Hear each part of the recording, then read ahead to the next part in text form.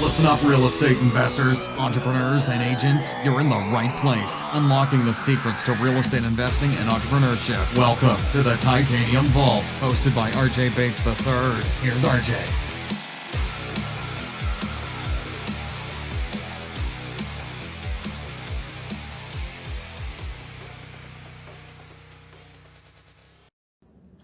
Hello and welcome to the Titanium Vault. I'm your host, RJ Bates.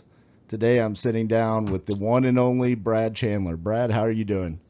I am awesome today. I'm so excited to be on the show. Yeah, man. Well, I don't think you're near as excited as I am to have you on. I consider you kind of a legend in the wholesaling business and definitely somebody that I look up to. So why don't you take a second to introduce yourself and tell us a little bit about what you do in real estate investing?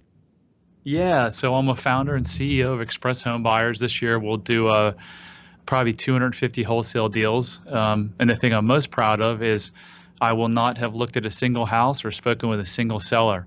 I've got a team in place that does all of that. So I'm also president of Brad Chandler Coaching, which I started last year because of my time that I don't have to spend on the business. So let's go back all the way till I was 10 years old. When I was 10, my folks got divorced, and my dad was the breadwinner. And so when he left, he didn't provide us any support to my mom or my three sisters. So things got really, really, really tight. And I can remember one day when I was 10, my mom saying, you know what, we may lose this house and have to move into public housing. And I had actually visited the same public housing with her because as a nurse, she'd go see patients and she didn't have the money for childcare, so she'd bring me along. And look, it was Charlottesville, Virginia, so it wasn't the worst in the world, but they still had shooting. So as a 10-year-old, I was scared to death. Right. So I thought to myself, man, I got to figure out something as I get older so this never happens. So in ninth grade, I read a book, a Robert Allen book on how to buy real estate with no money down. And I said, this is what I'm going to do because there's no limit to the amount of income you can make. So I basically studied real estate for the next 15 years. An investor bought my neighbor's house in late 2002, and I went and talked to him, and he says, yeah, I buy houses at 30% below market. I fix them up and I resell them.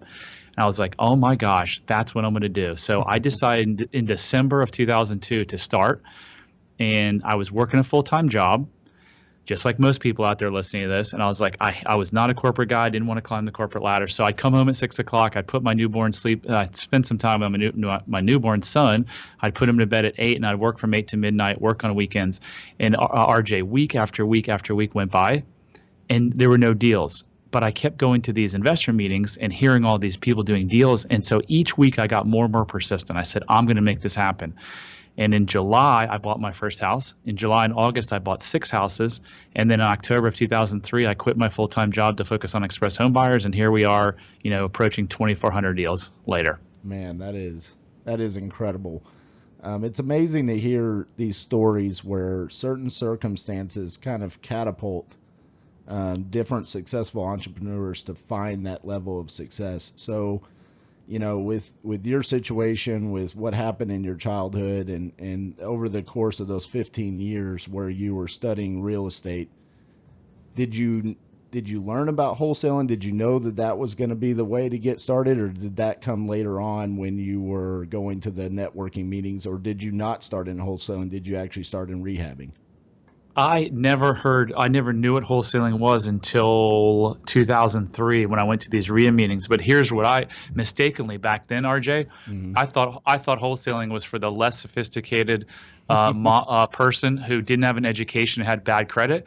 And then I thought the real smart people like myself, we would do rehabs. Well, after doing 15 to 1,700 rehabs and getting my ass kicked so many times, I said to myself, there's got to be a better way. Right. Because in December 2016, like we were having trouble making payroll. It got so bad. Mm-hmm. And I'm like, if you look at all of our problems, 95% of them are from freaking the rehab. So we decided at that time to stop. And since that time, we have done nothing but wholesaling. And it has been, we tried it actually 4 years ago, but we couldn't make it work because we didn't know how to find the right buyers. And now we know how to find the right buyers, and now we're crushing it. We got 31 properties under contract last month, in the month of May. See, that's so funny that you say that, because currently right now in my business, we wholesale a lot, but we also rehab a lot. And I agree with what you're saying. Almost all of the issues that we have in our company, cash flow wise or just stress, it all comes from the rehabs. Very rarely do I ever have any kind of stress or cash flow issues when it comes to wholesaling. Wholesaling solves all of those problems because It sure does. yeah, I mean, you're able to turn those properties so quick. So you're saying you actually didn't start wholesaling until 2016? You got it. We tried it a couple times, but just couldn't get it to work. And one other thing about it is 2 years ago, we had in excess of $30 million worth of debt on properties that we own. Today, we have like zero debt because we're not buying anything. Right. And your life has gotten better and all of the stress has gone away, right? Way better, way better. We had our best year ever financially last year. We got rid of people because you don't need people turning on and off the utilities and paying Right. property tax bills and dealing with the lenders. And it's a very complex, rehabbing is very, very complex on so many levels. So, but you were a fairly high volume rehabber, right? We were doing, we had 85 renovations going on. We were doing $10 million worth of construction a year. So yeah, I mean that's very high volume. So how did you mentally make that leap from, okay, we're going to be nothing but a rehabber to now we're nothing but a wholesaler? Was there any kind of, I guess, how long did it take you to make that decision? Literally like a week, if not that, and we just burned the ships. We actually had so many renovation projects going on that were going poorly that we actually stopped renovating some of them midstream and just started selling them as is. We're like, we're just done. We're done. I've done that as myself as well, so I understand exactly what you went through and kind of the decision that you made. Unfortunately for myself, I kind of made the opposite. I wholesaled and then started rehabbing, and then I was like, why did we start doing this? And it was kind of like the shiny object syndrome. You know, it was like, well, why am I selling this one? You know, I can make so much more money. But what you don't, there's that cost of the opportunity cost, the cost of time, the cost of just peace of mind. It just, for us, and it sounds like for you as well, it just made a lot more sense to be wholesaling. So it took you a week. You made that decision. How did you figure out how to start finding those right buyers that you talked about? So we started calling real estate agents who had sold properties to cash buyers. And they were the ones who gave us the best buyers, and the buyers that were willing to pay 80 to sometimes 84 cents on ARV, 84% of ARV minus repairs. So we were thought, here's probably, this is a gold nugget, guys, so write this one down. All of these supposed gurus out there that are teaching wholesaling, unfortunately, a lot of them aren't doing it at all. If not, and even if they are, they're not doing it at the volume that we're doing, 30 a month or 20 a month. Right.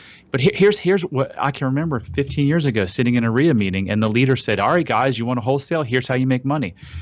You got to sell the properties for 65 to 70% of the after repair value minus repairs. So if you want to make money, just get them below that. Well, RJ, you've been in the business for a while. Yeah. How easy is it to pick up a property for below 65% of ARVs minus repairs?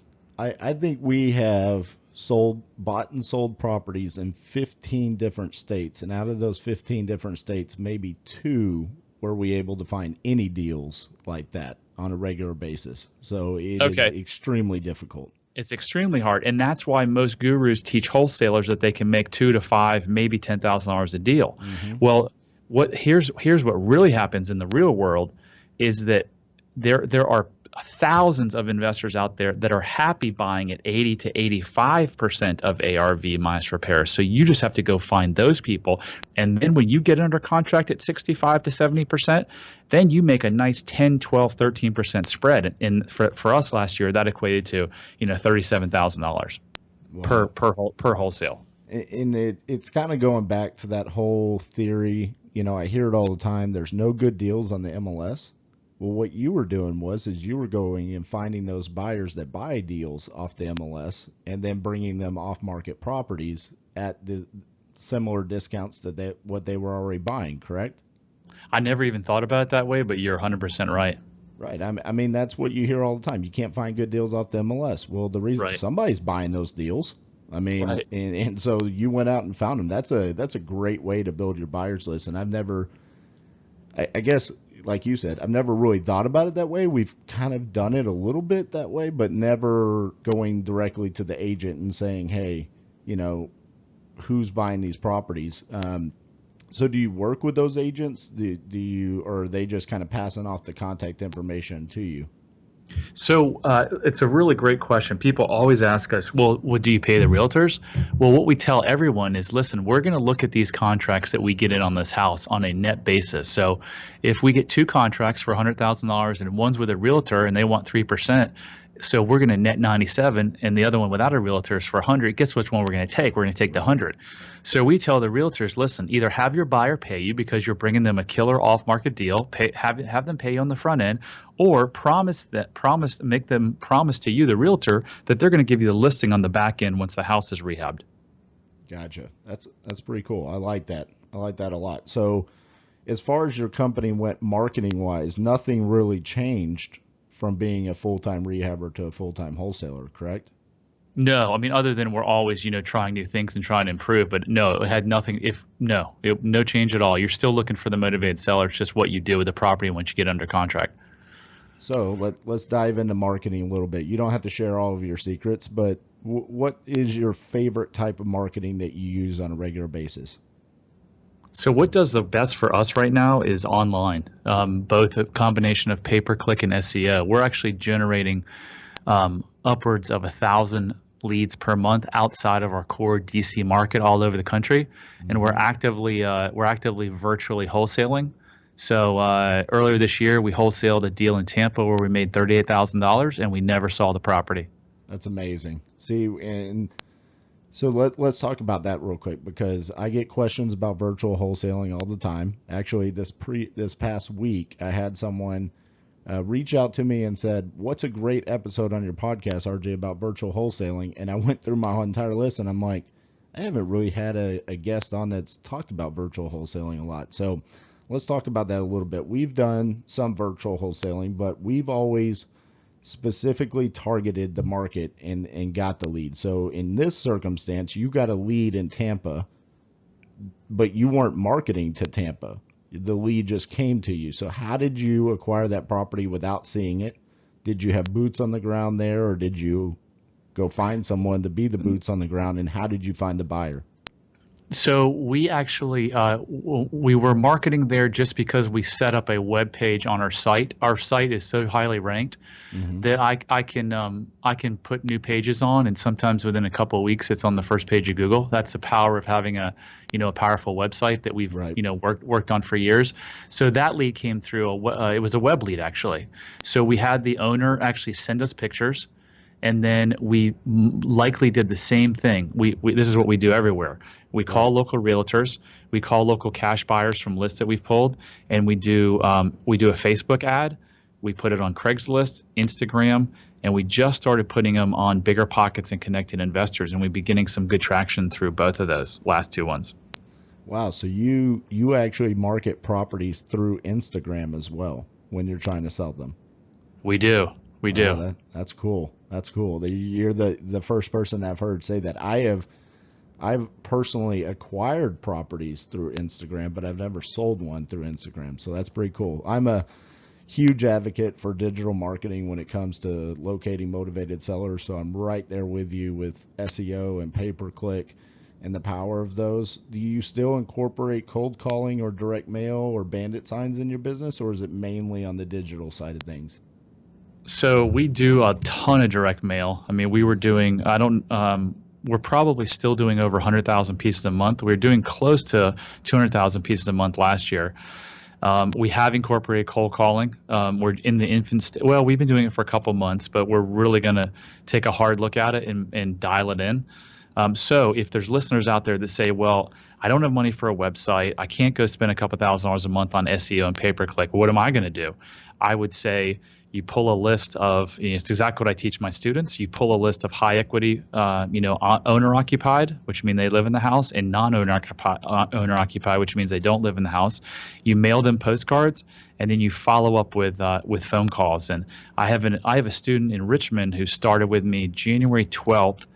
He had completely bombed on his own in December. I mean, he was like, "Is my phone broke?" And he wasted thousands of dollars. He signed up January 12th with me.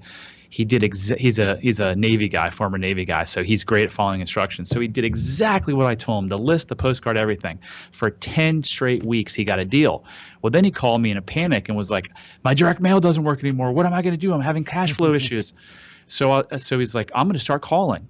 So he started calling, and since that time, he had his best month ever. In the month of May, he closed 8 deals from cold calling the exact same list that I told him to pull. Yep. And for the people, I know I've said it before on the podcast, but I'll say it again. When the return direct mail, so the mail that you get that's returned to you, do not throw that away. Those are now cold call leads. Skip trace them, cold call them. You can actually probably skip trace them and find the correct address. Excuse me. the correct address to send them another letter to, but return direct mail is a great lead source to follow up with and cold call, because majority of investors don't pay attention to it and really just discard that as that was wasted money. And those can be some of the best leads that you get on direct mail. RJ, So, we're just starting that now. Are you actively closing deals doing that? yes. Yes, and that came from attending a mastermind, and Larry Higgins of Skip Genie is the Yep. gentleman who taught me to do that. And at first it was funny because he asked the entire room, he was like, "Hey, who's doing this?" And everybody was kind of like, no, we just pretty much throw it in a bucket or throw it away or recycle or, Yeah. nobody really had a plan for it. And he's like, "You're throwing away gold. Like, those are some of the best leads." And so we started skip tracing them. You can look up and find the ones that are tax delinquent, and those are the ones that we follow up with first. It's a game, it's a number game. I mean, it's all about follow up because a lot of times they're going to be very difficult to contact. But we've had the success of contacting people, and they don't even have the idea that they even own the house. I mean, there's people that have inherited houses and they didn't even know they owned it, and that's why it's tax delinquent. And just Wow. amazing leads come from return direct mail. So Wow. there's some gold nugget right there. So let's talk about, you discussed that right now you're closing all these deals and you don't even look at them or really know what's going on as far as the property. So let's talk about your team. What does your team look like, and how many people do you have? So we've got a number of full-time VAs. I think we're between 8 and 10. We have 26 full-time employees and VAs. So let's talk about the VAs. What do you have the VAs working on? Because I hear people say that all the time. They're like, "I need to get a VA," but it's almost become one of those things where they don't even know what they're getting the VA for. It's just that's what you're supposed to go do. So what do you utilize your VAs for? So first of all, I'd give anyone advice that is take a chart, take a piece of paper for 24 or actually 48 hours, and in 5-minute increments, write down everything that you're doing. And what you're going to do is you're going to see a bunch of $10 an hour tasks that you're doing. And anyone who's in this business is worth, $100 to $500 an hour, most likely. So get the VA to take those $10 an hour activities off your plate so you can focus on closing more deals. Our VAs, RJ, we've got actually 2 of them on the marketing side, which are doing a lot of outbound link building for search engine optimization. So they do a lot of marketing, and then the remaining 6 to 8, right now we have them calling cash buyers. But they'll call cash buyers. They'll do nurture on our leads, and they have been doing cold calling as well. Back in the day when we were renovating houses, we had one full-time virtual assistant that all she did was turn on and off utilities. Yeah. That can become a very burdensome task when you become a volume rehabber. I've learned this very quickly. We took down a significant amount of properties all within a matter of time together, and my assistant basically just became the full-time utilities person. And I was like, this is not what I want my assistant doing, And so Yeah. you're absolutely right. You do need to write those tasks down, but more so than that, really, the people that you have on your team, you also want to make sure that they're doing the tasks that you hired them to do. Just like I ran into the problem where my executive assistant was doing tasks that I didn't even want her to do. So the tasks that I needed her to do were falling on my shoulders. So it kind of stair steps down. You need those tasks delegated all the way down to the level of which the person can handle. And so a virtual assistant is great to handle in those kind of tasks. So let's talk about the full-time employees that you have on staff. What do those people's tasks and duties look like? So we have a controller. We have a client care coordinator that takes a property from contract all the way through, resale. She's got someone who also helps her, a full-time employee that helps just, dealing with the closing and stuff like that. We have 2 full-time people in our marketing, and then the 2 to 3 VAs, like I said, that support them. And then we have an acquisition staff. We have a manager who does dispositions and acquisitions, and then he currently has, I think, 4 team members, and we're actively trying to hire 6 more in acquisitions and dispositions right now. Wow, so that's quite a team. How long did it take you to build that team? So I started building my team almost from day one. So within 6 months, I think I made my first hire, or within 3 months, I made my first hire. Mm-hmm. And then probably within a year, I had a team of about 5 or 6 people, and then we've just grown that over the years. When I look at RJ, when I speak to all my students and I go to these masterminds and I just speak with other investors around the country, people in general are probably 90 to 95% of people's problems. They either don't have the right people in the right seat, or they don't have a person, period, and they're just trying to do too much. And the bad thing is that well, first of all, most gurus don't know how to teach it because they've never hired people. They don't have a full team. But literally, it's so important. But yet, business owner after business owner after investor overlook it. You have got to spend time finding the right people, retaining the right people, training and leading the right people, and then you have got to be good at getting rid of the people who shouldn't be there. And it's just, how it is when you get busy. It's just like the last thing you want to deal with. So you keep people around that shouldn't be there. And really, you're hurting them more than you're hurting yourself, because you should let those people go and let them find an opportunity somewhere else that they'll thrive in. Right. Well, I get asked it all the time, because I call it the fancy markets that we're in. No one cares that we invest in Tulsa, Oklahoma. No offense to Tulsa, Oklahoma, but it's just not a sexy market. But we're in Hawaii, and everybody wants to talk about Hawaii. They could care less if we've done 1 deal or 100 deals in Hawaii. They're going to talk about it. And they always ask me, how are you doing that? Well, it's all about the people that we have on our team. It's nothing fancy that we've been able to do. It's just connecting with the right people, having the right people in the right seats. And I talk to investors all the time, and they've been investing full-time for 4 years, and they've never made a hire.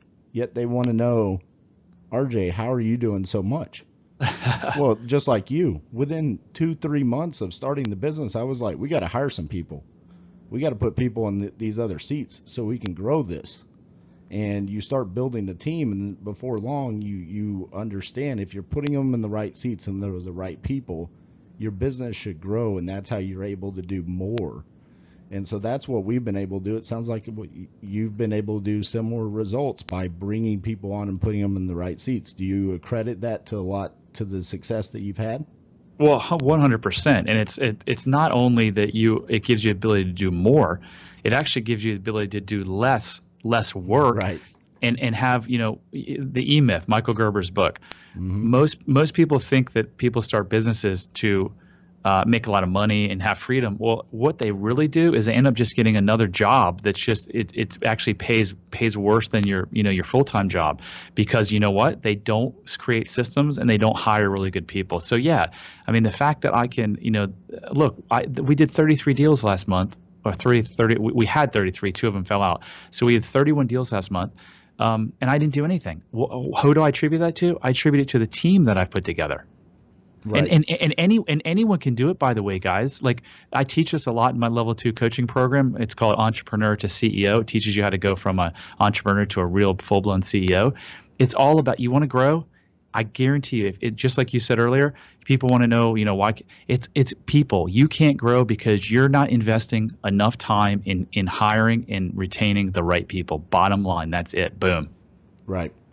So you've mentioned it several times that you're not involved in the day-to-day. So what does a week in Brad Chandler's seat look like? What are you dedicating your time to outside of the coaching program? So I have spent an immense amount of time in the coaching program because I'm so dedicated to my students' success. So that's what I spend most of my time doing. I have always been passionate in my business, Express Home Buyers, with sales and marketing. So I still attend our marketing meetings. I just love to hear what we're doing marketing wise, and then of course I give my input and say, hey, let's try this, let's do this, let's try this. So when I'm not doing marketing in marketing meetings, which is really only an hour a week for Express Home Buyers, all of my time is dedicated to the coaching business. When I'm not I travel a lot. I play a lot of golf with my son. He's an avid golfer, and he has tournaments around the country. So just like to spend time with my family and work on the coaching business. So speaking of your son, I was actually going to bring that up because I see your post on Facebook all the time. It does look like he's a hell of a golfer. So talk about his little success that he has going on here. Is he going to be the next Tiger Woods? That's yet to be determined. But he, when he was 13, he shot 66 from 6,000 yards. If you don't know golf, It means nothing to you. But 6 under par from 6,000 yards when you're 13 pretty much means you can do anything. Right. He has been struggling lately, although I played with him on Saturday for a qualifying round, and he shot 1 under par for 18 holes. So he's got game, and he just needs to, just like the perseverance I spoke about earlier that got me my success, he just needs to know that he's got to work really, really hard and just keep persevering through the ups and downs. Yeah, I was on Tucker Maryhugh's podcast a couple weeks ago, and he asked me about hobbies and what is something that I really get joy out of. And for me, travel and some of these other things are things that I enjoy, but really, like, the number one thing that gives me joy is just spending time with my children on things that they love to do. And my son, he's 5 years old.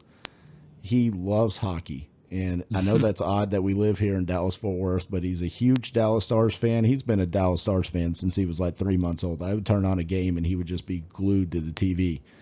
And he loves playing hockey. He loves skating, and there's nothing that gives me more joy than seeing him out there. He'll be out there for an hour straight skating and practicing, and the entire time he is grinning ear to ear, and there's nothing that brings me more joy than that. So that's awesome. I love seeing the post with you and your son and going to the different tournaments. It's just it's one of those things, like, more than anything you've ever posted about real estate investing inspires me to achieve the kind of success that you've had as a business owner, is that.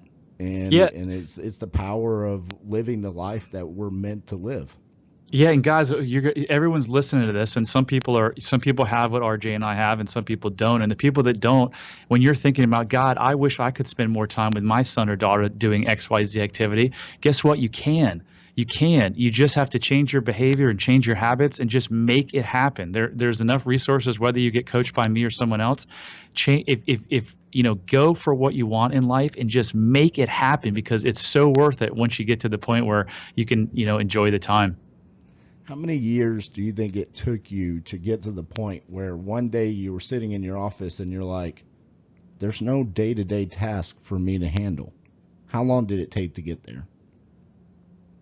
It was probably 10 years, but looking back on it, my partner and I made a big mistake over the years. We're both visionaries, which means we're not good at actually integrating. We're more of the, hey, here's the strategy. So it wasn't until about 3 years ago that we brought on a kind of a COO implementer type. And had we done that, I probably could have gotten to that place within 3 to 5 years if I'd just brought in that person who was really good. But at that time, I thought I was the smartest guy in the world and I could run the company. Well, that wasn't the case. I did fine, but I should have. So if you go to Rocket Fuel now and take that visionary integrator, and you got two partners and you're both visionaries, guaranteed you got chaos in your business. You got to get someone in who's like wholly detail oriented. That is quite possibly the biggest golden nugget out of this entire interview right there, is understand that you are not the smartest person for everything in your business.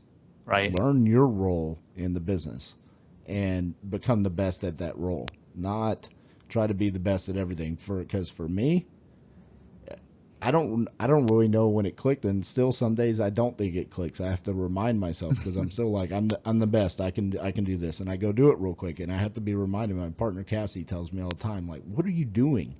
Like, that's not even a $10 an hour job. That's like I don't even know if we pay anybody to do that. Why are you doing that right now? And it's because of that mindset of, well, this is my baby. Nobody cares about it more than me. It doesn't matter. And someone broke it down where it's like, if you broke out all the jobs, and like you said, as owners in real estate investing, we're probably $100 to $500 an hour, just being general, like an average of what we should get paid per hour.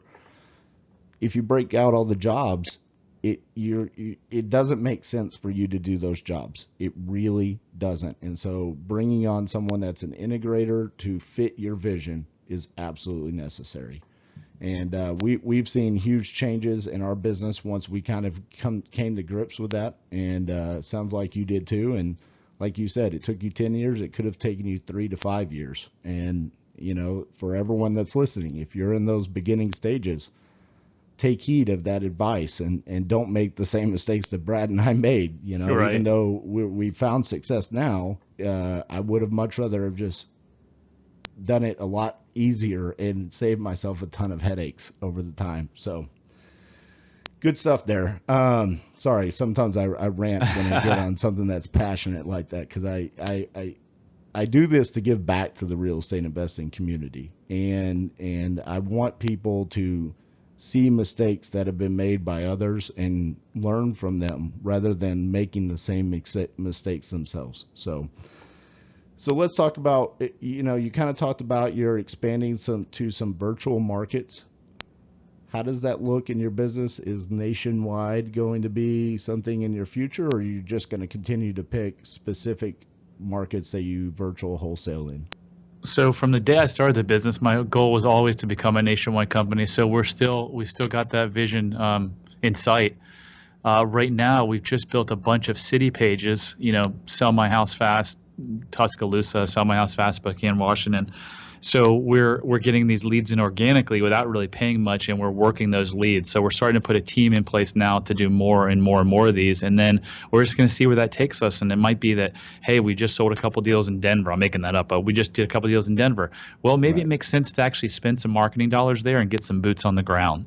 So we'll just figure that out, as we grow, and on what our growth pattern is going to look like, and can we do everything virtually, or do we have to put people, boots on the ground? How many markets are you in right now?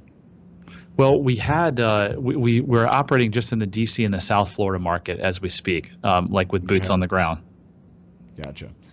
And outside of wholesaling, are you ever going to rehab, or are you doing anything rental wise, multifamily, passive income wise, or is it just strictly wholesaling? So we bought 80 single family houses between 2010 and 2012, when we could buy them at 50% of the value they were a couple of years ago, or even 40%. We sold most of those off in the last year just because the yields weren't that great and they had appreciated substantially. Mm-hmm. Personally, I'm doing some with my wife, some both rentals and, if you can imagine, fix and flips. We actually bought one from the company, from Express Home Buyers. We put in like 10 grand, and we think we're going to make about $30,000 in profit. Now, people are like, well, you just talked about how hard renovations were. Let me make something make a point, or get something straight. One rehab, when it's $10,000, not that hard. We redid the hardwood floors. We put in new appliances. We painted. We put in a new kitchen floor. Like, literally, that was the extent of it. That's not too hard.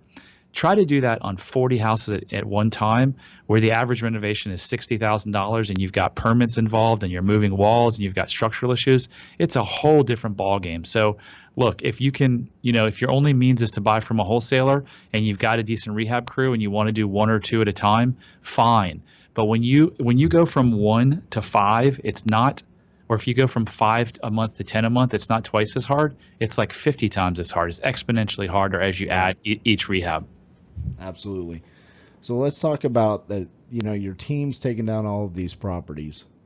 Are you ever taking properties down subject to the existing mortgage or seller financing or anything creative on the financial side of things? or is it always you're just making a cash offer because you're going to wholesale it? The latter. We have done some. We've done some of that stuff in the past, but not much of it at all. It complicates things. We always had access to capital, so we didn't need to. I don't know if that's a good or bad thing, but right now it's just strictly cash offers because we know we're going to wholesale them. Right, and to be honest with you, when we wholesale, I guess I should not say this because it's not 100% accurate, but majority of the time we're going to wholesale, it's just a cash offer. Very rarely do we go to those creative strategies if we're going to wholesale a property. So I understand that aspect of things. So I always like to ask people, what is their why? What is your driving force behind everything that you're creating with Express Home Buyers? You discussed that you want to make this a nationwide company. Why is that a dream of yours, and kind of what is your why in this business? I think it's a couple-fold now. I think it's transpired over the years to just help people more and more. That's why I got into the coaching business. It wasn't about the money. It's really just about helping people. I think if you look back why I wanted to be a national company, it was probably ego-driven. But I think we do stuff, I think we do things really, really well, and we're ethical. We've been an A+ rated with the Better Business Bureau for, since 2003. So just doing something on a large scale that actually provides jobs for people and treats people nicely, and we're not out scamming people. We say, hey, here's the offer. If you don't like it, you can go sell your house with a realtor. We're not some of those sleazy investors that are sending multiple people by and lying to them about the comp. So just trying to make the world a little better place. And then really what's driven all of this is what we talked about 10 minutes ago, is just the time with my family. I just love being able to spend time with my family because my kids, my son's about to turn 16, and it seems like he was just born 2 years ago. The time just goes so fast. So spending as much time as I can with them is what I want to do. So one question that I guess it's not a question, but something I want to ask my listeners for, because I was doing research for this interview before, looked up Express Home Buyers on Facebook, and I saw something that has happened to me, and it was one of those things that just never set well with me, and I wish there was something I could do about it, but I can't. And so hopefully we can help Brad out. So I went to his Express Home Buyers Facebook page, and there was someone that went on there and left a 1-star review based off of Brad's company making an offer. And he was mad, and he called him a vulture and all these things. And as investors, we know that's not the case. He just made an offer on what he could purchase the house for. So for anybody that's listening, help Brad out. Go to his Facebook page, Express Home Buyers. They're based out of Virginia. Leave them a 5-star review, because I had one of those on my company, and still to this day, it irritates the living piss out of me. So everybody help Brad out by giving him a 5-star review on his Facebook page. Thank you so much in advance. Appreciate that. Well, you know how that goes. I mean, it's like you didn't do anything wrong. Yeah. You sent him a mailer, and the guy said, make me an offer. You made him an offer, and then he went and left you a 1-star review. It doesn't even make any sense. So some people don't understand how this business works, or they don't care, and they think that we're out to hurt people, where I saw your response, and your response was absolutely what I would have said as well. Like, I've helped thousands of people out. I haven't helped thousands. I've helped hundreds. But you've helped thousands of people out.